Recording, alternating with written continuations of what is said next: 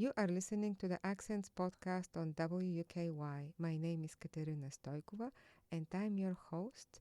And this episode has been brought to you by Accents Publishing, an independent press for brilliant voices. My guest today is Terry Whalin, a nonfiction writer and a publishing expert located in California. Hi Terry, welcome to Accents. Katerina, great to be here with you today. I was wondering where I can start this conversation because I want to ask you everything, and we have a few points in common biographically and professionally. So I just thought I would start with the professional part. So, what are publishers looking for in an author? We're looking for authors that understand that they can't just ask their publisher to do everything, but they have to take action themselves and have to be doing something. I think that's one of the keys. A lot of people just think, it's kind of like the Kevin Costner Field of Dreams movie that if you build it, they will come. They think that if they publish it, people will read it. Well, that's not true because there's over 11,000 new books that come out every day. So every author has to do their work to be telling people about their book. If you build it, they will come. That works on the publisher's side, though, right? If you build a publishing company, the authors will come, don't you think? Well, the authors will come, but you have to choose the right authors as part of the key because sure, you could publish all kinds of stuff. And if you don't pick the right authors, you're not going to sell books here at the end of the day.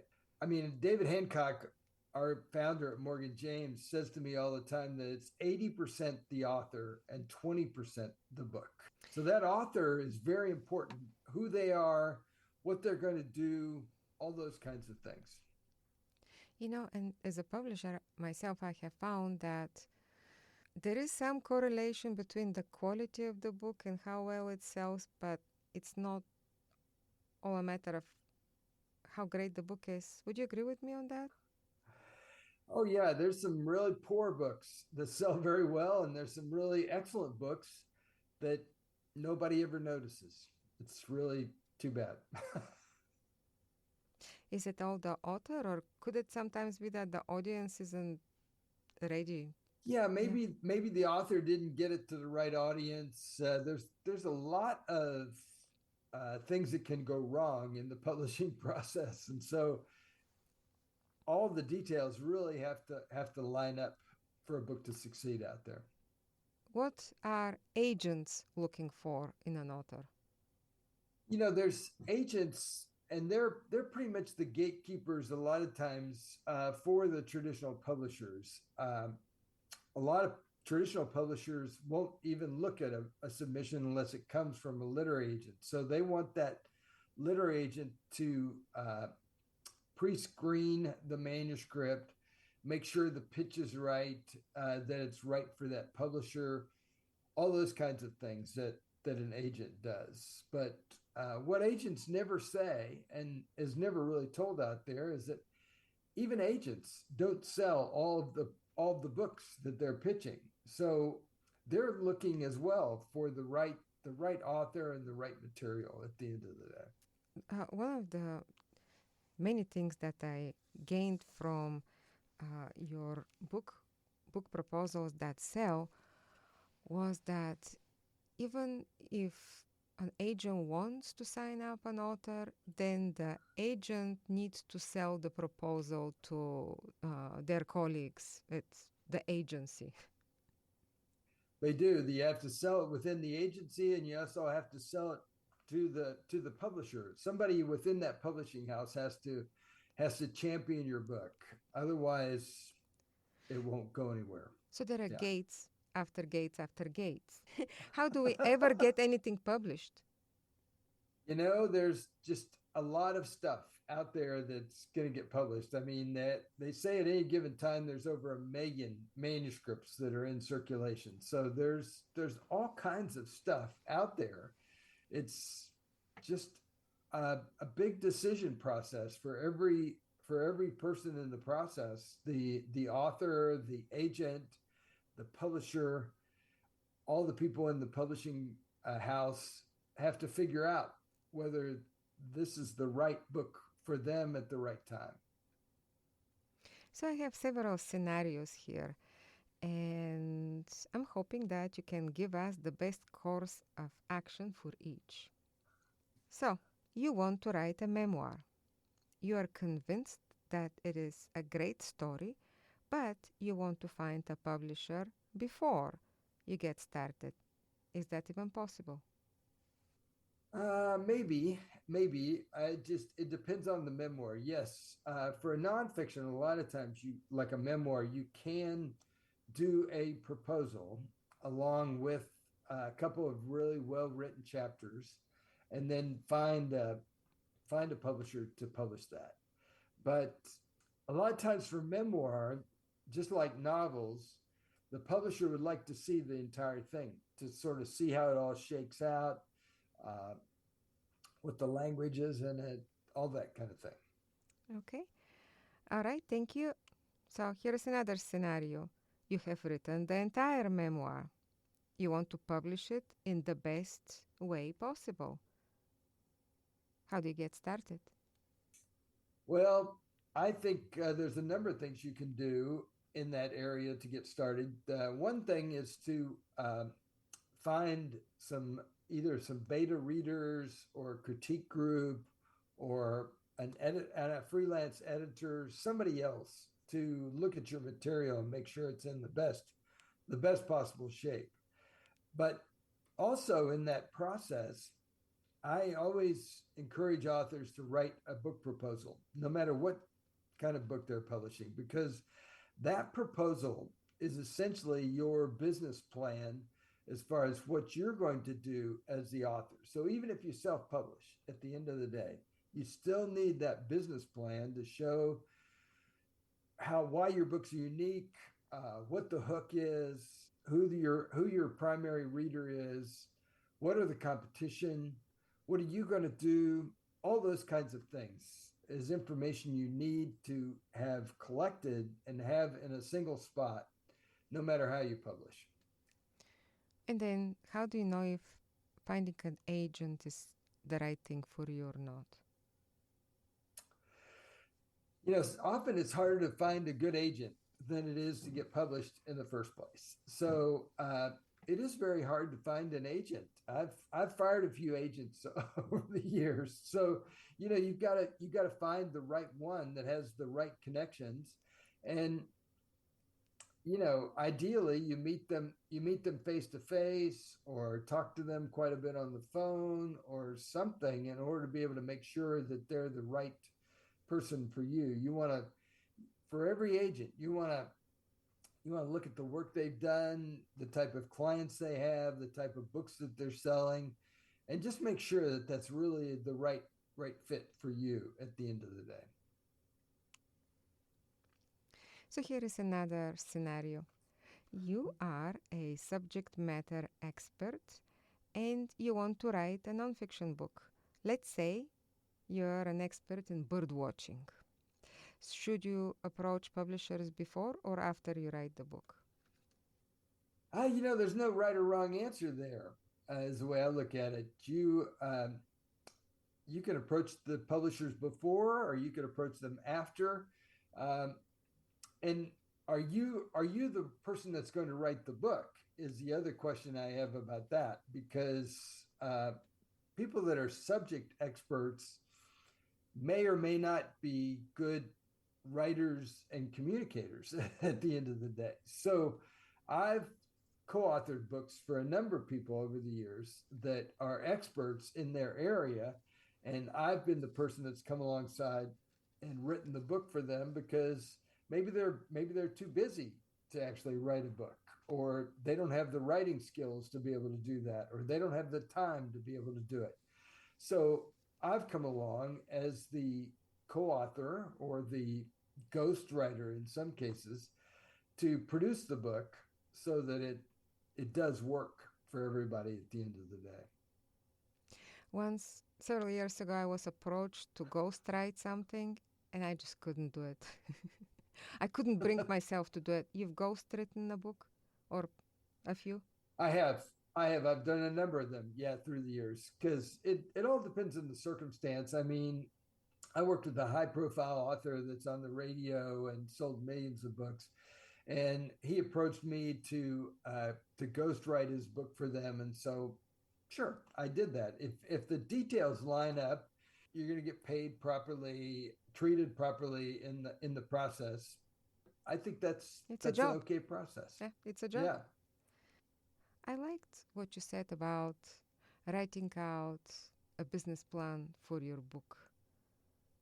I think it's important for all of us to do that, no matter what genre. I do that for my poetry books, which is barely applicable. But I want to get your opinion on what are the top three free book promotion activities. Oh, the top three free promotion activities. Well, the one that everybody likes and that it can go rampant is word of mouth. That nobody really understands how that works, but telling people is a great way to do it. So that could be through a free email newsletter that you send out on a regular basis to people. Uh, I think blogging is still a good way to get your message out there. Uh, there's there's podcasting. I think all those are some of the top free ways that you can actually get your material out there. What about social media? You know, social media is good. I mean, publishers are always interested to see how your social media numbers are and your connections to readers. But I think they've pretty much proven out there that social media doesn't really sell books at the end of the day. What it does do is it's more of an exposure kind of thing because uh, they've pretty much proven out there that somebody has to hear about your book maybe a dozen times or more before they actually say, "Oh, that book proposals that sell book. I should buy that book." So it takes those seven, eight to a dozen touches of a person before they realize that they could buy that book. And so that's sort of what social media is doing is it's exposure for the book. And in your social media posts, you don't just send out stuff that says buy my book, because nobody cares about that. What you do on your social media posts instead is you emphasize the benefits of what people are going to gain by reading your book. And then they go, "Oh, that's a reason that I should buy this book." And so you really want to be careful about how you use that social media stuff, but do use it because those people are exposure and they can pass it along to other people, all those kinds of things.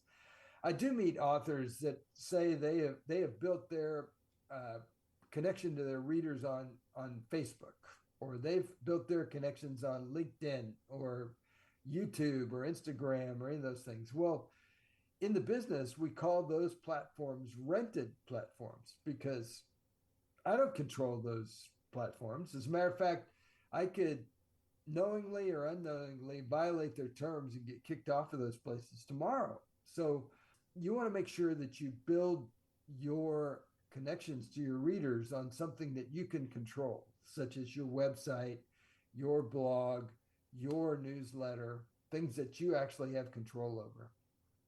I love that. Yeah, build your platform where you have control. Emphasize the benefits of your book rather than, what they can do for you, like buy your book or talk about my book. Right. What about the publicist? Is it a good idea for an author to hire a publicist? We talked about free publicity, but this one would be paid. Yeah, publicists have their role as well in this process.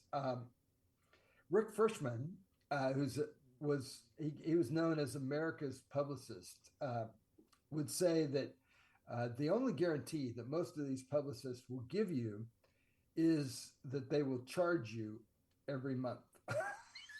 And so, and typically, a lot of these publicists, they'll charge $3,000 to $5,000 a month.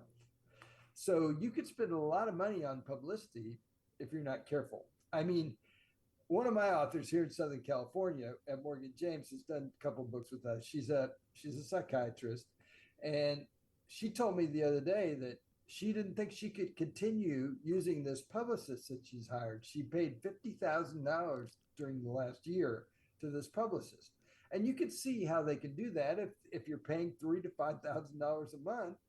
You go 10 months, that's your 50 grand right there. And I said, well, if you're not getting $50,000 worth of return on that investment, you probably shouldn't be doing that at the end of the day. So it doesn't have to cost you that much though, because there are publicists out there. You have to work to find these people, but that have really great connections that you don't have. And so that's the reason to hire them, because they will plug you into their network. So for example, I did a biography of Billy Graham that came out a few years ago.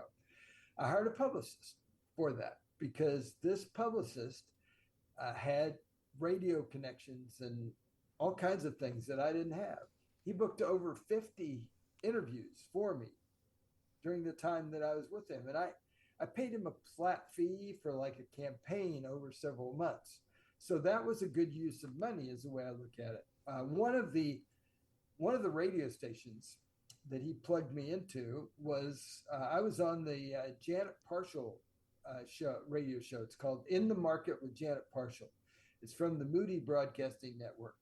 Janet is on simultaneously 700 radio stations.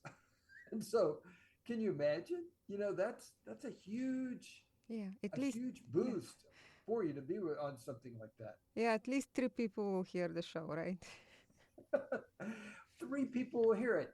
And the other thing that I always encourage my authors to do when they do radio or podcast or whatever is I encourage them to get the recording afterwards. Then take that recording and store that recording on your own website. And then it doesn't disappear. Because I have authors sometimes that tell me, oh, yeah, Terry, I tried that radio thing and it didn't work very well for me. I'm like, well, okay. Did you get the recording? Did you put the recording on your own website? They said no. Are you still using that recording? No. And I'm like, you should be, because I'm still using the live radio recordings that I did a number of years ago for my Billy Graham book. Because you can imagine, I mean, you record those sessions live, they'll sound live tomorrow, just like they did today. So why not keep using those as a tool to tell people about your book and the benefits and why they should be interested in what you've done. Well, it goes back to what you said earlier about using platforms that you can control, and That's having right. the recording on your own website is something that's helpful, certainly. And the author has to do something at the end of the day. I keep learning this lesson over and over that there's only one person on the planet that I have any control over at all, and that's me. I mean, I can't control whether a bookstore is going to buy my book, whether a publisher is going to put my book in a certain bookstore. There's just a lot in this whole system that I can't control, but I can control my part and what I'm going to do, and that's what I try to get up and do every day. Well, what you can do, but also what you're willing to do. That's right. Yeah. And I've been willing to do all kinds of things through the years. I mean, I've done I've done podcasts uh, at midnight because the person that's interviewing me is in India and it's 9 o'clock in the morning over there. So you just have to figure out if you're willing to do what it takes in order to get it done. A mentor of mine once said, personality sells books. Do you agree? I think enthusiastic personality sells books. I agree with that because I mean, I was talking to a publicist even last week about one or two of his authors who, when they get on the radio, they're just all monotone like this and they're not very enthusiastic. Well, that isn't going to help anything, So you do have to be enthusiastic and sort of rise to the occasion when you're being interviewed, when you're telling stories, so that indeed somebody wants to talk to you and continue to talk to you. All this is outward directed energy. How does one manage, the outward directed energy with the inward directed energy that is typically needed for writing? Yeah, that's a great question. They've pretty much proven that most of us that are writers at the end of the day are introverts, and I put myself in that category as well. I mean, I would just as soon sit in the corner and read a book as opposed to get up in front of a bunch of people and talk. But I realize that getting up in front of people and talking is part of the gig, and so uh, I put myself in those situations. I put myself on these radio shows like you and I are doing here because I know it's an important aspect of the work. And sure, it wears me out. After a while, I'm pretty worn out from doing that. But I try to give balance in my life. So I have rest and I have times when I'm doing this kind of thing. I admire very much how active you are on social media and how active you are on podcasts and how readily you give value to your audience. Seeing from the side, you hopefully, maybe you're able to recharge very quickly. If so, please give us tips on recharging. Oh, I don't know if I have tips on recharging or not. I love the work for one thing, and so that's what propels me to be involved in this work day in and day out. And it's really pretty simple. I'm in book publishing because books change people's lives, and I know that firsthand because when I was a sophomore in college, I got directed to go down to a little bookstore and look at their cards and posters and buy maybe I'd find a book that interested me. I wandered down there to this little bookstore and I bought this book called Jesus the Revolutionary. I thought, how in the world could Jesus be a revolutionary? And so I took that book back to my room. I read that book. It showed me a different side of Jesus than I'd ever seen before.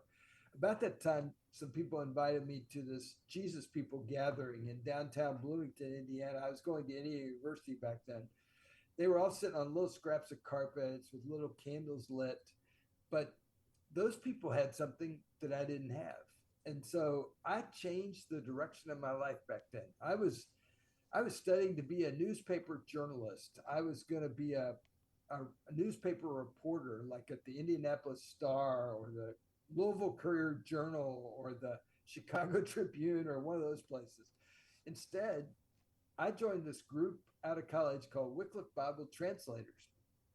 And I trooped off to Guatemala, Central America. I worked on the Southwest Cachiquel New Testament. And so I changed the direction of my life back then because of reading a book. But I wandered back to my writing, and that's where I am today. But I do it for the simple reason that books change people's lives. That's true. Books have changed mine and everybody I know. Can you speak a little bit about giving away books and the benefit to an author to give away books?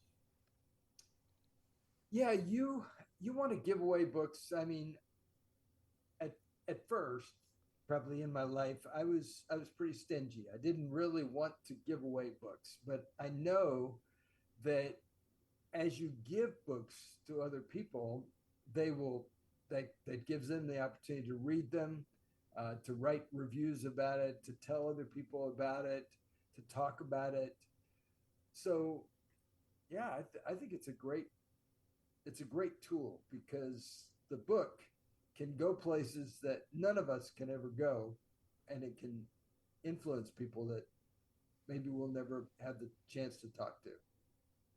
You know, once I heard about people whom I don't know recommending my books to other people whom I don't know. And I cannot tell you how happy that made me. That is, it's amazing. So you want to give people the ability and the tools to pass that on easily to other people. So that's why on these blogs there's these little buttons at the bottom that says share with others. And so that's a great thing to do on your blog or those kinds of social media posts to be able to forward an email. All those kinds of things are great. And what are good ways of getting into libraries? You know, libraries are very important. There's over 9,000 libraries in the United States, and those guys they have budgets to buy books. So there's a number of different things you can do. You can create a one sheet, for example, that has the information about your book. Give that to your friends. Encourage them to go to their library and request your book. That's a simple thing that's free that anybody can do.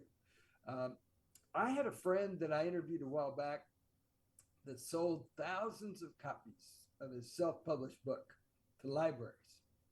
And what he did, he went over all the details, what he did with this, but he basically looked online and found the list of these libraries. And so he would take an hour or two a day and call the reference librarian that controlled the books that they purchased, give that reference librarian a little pitch for why somebody should be interested in his book, take an order from that librarian, pack it up with an invoice and mail it to the library. I mean, he sold thousands of books doing that. I mean, hard work, yes. Consistent work, yes. But what a way to sell books, and nobody thinks about that kind of stuff. Well, what we said a little bit earlier, what you can do and what you're willing to do, because in theory, all of us are able to do that, right? But how Right. many of us would do cold calling every day to sell our own book? I mean, that is, it requires you to graduate to a whole different level.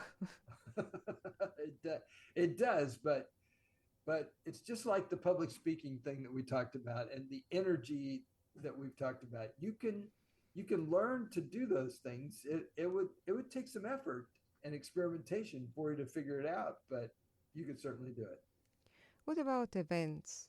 And I guess I come from the school of poetry, which says books are sold at events, and it's true. So that means you have to set up your own events and do this kind of legwork and get plugged into the reading series here and there.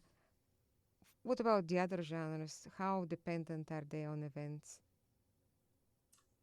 You know, events can be lonely experiences, is what I would say. If authors aren't active at the event, I mean, if you're going to go to an event and just set up a table and sit behind it, you're not probably not going to do very well at that type of event. But if you stand out in front of your table, have a little dish of candy to draw people to it, greet everybody that goes past, tell them about your book, tell them about the benefits of your book, hand them hand them a little bookmark, all kinds of things like that. If you're active, then sure you could sell books at events. A lot of authors sell books at book clubs and reading groups and things like that. Sure, you have to make a reading guide, for example, to draw people to your book, but then you can offer to Zoom into book clubs, meet the author. I mean, there are hundreds, thousands of these book clubs all over the country, and they're all choosing a book that those people in that book club are going to buy and they're going to read. That's another way to sell books. I read both of your books that, that you were so nice to send me. I appreciate it very much. Book Proposals That Sell and 10 Publishing Myths. I learned a lot from both of them, and I enjoyed the tone in the books, and how they are usable, user friendly, and actionable at the same time. Would you give us one of the secrets and one of the myths? Yeah, uh, 21 Secrets to Speed Your Success is the subtitle on Book Proposals That Sell. And uh, it's been a while since I've looked at those 21 secrets, but there's a lot of detailed information. I wrote that book as a frustrated acquisitions editor. I was trying to get better submissions is the reason I was trying to do it, because and I was trying to help authors understand that they do have to create a business plan and they do have to do this work to really know how to put together a book proposal. It's hard. And I guess one of the secrets is that the author should make their own marketing plan is the secret that I would give you on that particular book. And everybody thinks, well, gee, I thought the publisher was going to market my book. Yes, the publisher will market your book, but it's the author's marketing that really is what draws people to the bookstores to buy the book and carry it out of the bookstore. So it's a very important part of the process that the author make their own marketing plan. Okay. Somebody can get my book proposal book, by the way, for free. You can get the whole book for free. All you do is you go to bookproposals.ws, bookproposals.ws. And that's a site that I have set up where they can get my book, the whole book, for free. You know why I do that? I do that because one of the things we've learned at Morgan James is that if you go over there and buy and get my book, my ebook for free, start to read that ebook, there is a high probability you're going to turn and buy the print copy of the book. So by giving away a free ebook version of my book, I really lose nothing. Instead, I'm driving print book sales. And that's something that any author listening to us could do with their own book as well. Now, for 10 Publishing Myths, I wrote that book because I wanted authors to have more realistic expectations as far as what should happen with their book, because there's so much of the book publishing process that's outside of our control as an author. But I really tried to emphasize in this book the things that authors could take control over and do throughout the book. So one of the myths in 10 Publishing Myths is that I will make a lot of money with my book. That's probably the number one thing that authors believe. I don't care whether they've self-published or whether they're with one of the big five publishers. They all believe that they're going to make money with their books. That may happen for you, but the thing that really I try to emphasize is that you will gain your authority over the topic. You'll open up doors, speaking opportunities, all kinds of great things happen from having a book. So your reasons you want to do it is more than just making money per se. And I want people to get my 10 Publishing Myths book. I've tried to make it easy for people to get it. All they have to do is go to a website I have set up called publishingoffer.com. Publishingoffer.com. There they can get my book for only $10. That includes the shipping, along with over $200 worth of bonuses. Now, one of the bonuses is this audio that I was telling you about, the author that's selling his books to public libraries. Gives all the details about how he did that kind of thing. So I think that's a great value for people to get that for only $10 to get my print book that way.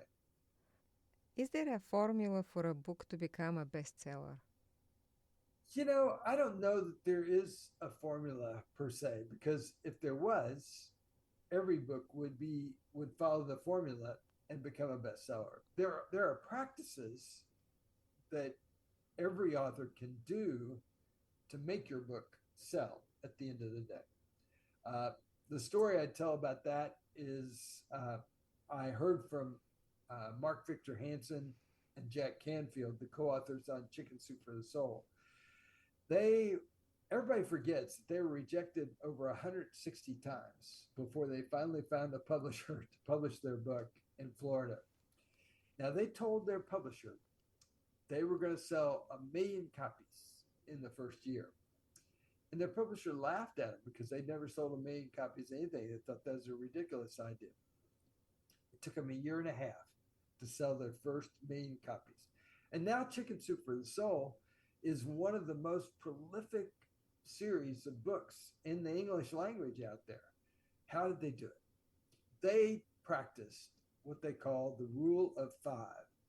They got up every day and they did 5 things to be telling people about their book. They did a radio show, a podcast, a magazine article, a guest blog post, a newspaper article. I mean, there are dozens of things that you can do every day to be telling people about their book. But the fact that they did it consistently over and over is really what makes the difference. And what are you writing these days, Terry? I'm not writing a lot. I am keeping my blog going. I've been blogging every week since 2004, and I have over 1,700 entries in my blog. So I have about 400 people that receive my blog on email every Monday, and that's a consistent thing that I do. I write a newsletter once a week. I I guest blog for other people. Uh, I don't currently have a book project that I'm working on, but I'm working with a lot of other authors on their books to try to get those books contracted and then published. So I do a lot of writing, but it's not turning into a book at the moment. Terry, I appreciate you coming on my podcast and talking to us about writing and publishing and agents and promotion. And the listeners of Accents, you heard how you can get Terry's books. And I hope you can hear some of his advice. I have taken notes and I plan to do a few of those things because I am willing. Fantastic. Thank you so much for the opportunity. Appreciate this.